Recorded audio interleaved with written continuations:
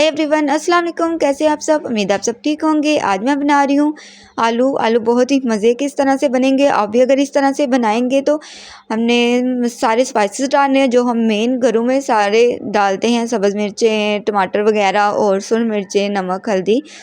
और main ingredients जो है जो इसमें मैं डाला है वो है चिकन क्यूब।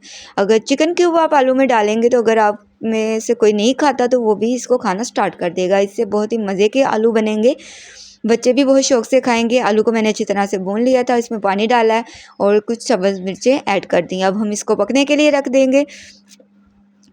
आलू हमारे अच्छी तरह से गल चुके हैं, आप देख सकते हैं। हम पानी थोड़ा सा ड्राई करेंगे और बस आप इस स्टेज पे इसमें डालें धनिया और खुश्क धनिया डालें, सब्ज़ धनिया डालें, गरम मसाला डालें और इंजॉय करें। बहुत ही मज़े के ये आलू बनके तैयार हो चुके हैं।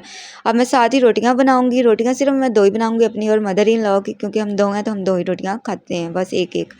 दूध गर्म किया है और अब मिलते हैं नेक्स्ट व्लॉग में। अल्लाह हाफिज़।